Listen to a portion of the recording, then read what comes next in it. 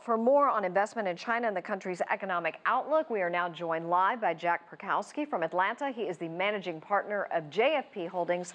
Welcome, Jack. Thank you. President Xi stressing China is lowering these barriers for foreign investment. But how do you anticipate the current climate between the U.S. and China impacting this? Will it change at all? Well, I think it's, we have to wait and see how it turns out. I think there's a lot of sentiment that this is really just the start of negotiations, and that when the dust settles, the tariffs aren't really going to go into effect. We clearly have to wait and see. I think it also depends a lot on why a company is in China. If a company is looking to source from China because of lower costs or whatever, then they might start looking at other countries where they might get the same value. But if a company is interested in China for the China market, which is really mainly the case these days, then I think there's no choice. But you really need to be there, and you need to invest, and you need to just sit through and weather these various storms as we have them over the years. So, Jack, in the last 5 years, many foreign investors, as you know, were cautious about protectionism. They promised doing business in China would be difficult. They presumed it would be. How do you describe China's business environment based on your experience there? Based on my 25 years experience, I think that, it's challenging. It's a different culture, and so you need to learn how to do things the Chinese way, not necessarily go to China and do them the way you do it in the United States. But once somebody understands that, and also localizes their management, so you're really tapping into the local talent there to help you navigate the country. I think once you learn those basic lessons, I think it becomes a country where you can do business. The other thing that I would say as an American is that in my 25 years there, the Chinese like to do business with Americans, and America in many ways is a country that they emulate, and so, doing business with Americans is a plus. And I always found that whatever disputes the governments might have, that the reaction or the attitude of the Chinese business people and ordinary people towards Americans was always very positive.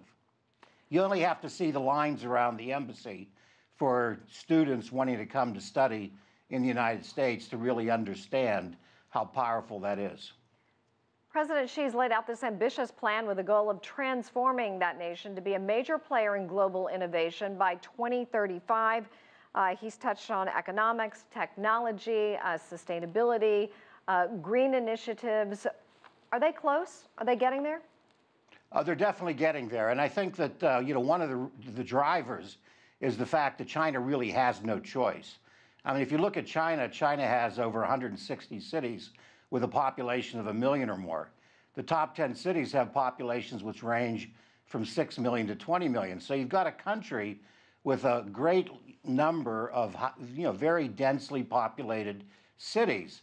And so if China tries to do things the way other countries have done them, then it's going to be, it's going to make a bad problem, air pollution and so forth, even worse. So China really has to pay attention to innovation, has to really promote innovation, has to look for new ways to create a sustainable economy, just because the numbers are so big in China. Let's talk about the auto market. What is your stance on Chinese regulations there?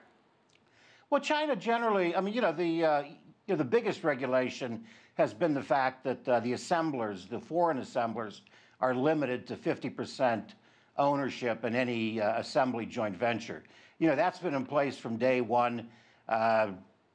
Every once in a while you get at it, you get some talk that maybe they're going to relax that, but I don't see that happening anytime soon. Now, we were in the components business, and in the components business going back to 1993, 94 when I started our company, basically foreign investors, foreign companies could have majority ownership and now can own 100%. And so for components companies, there's been relatively free access to the China market. So I'd have to say, on balance, China's regulatory environment in autos has been quite good. And basically almost any major auto company today, if you look at where they're really making their money, they're all making money in China.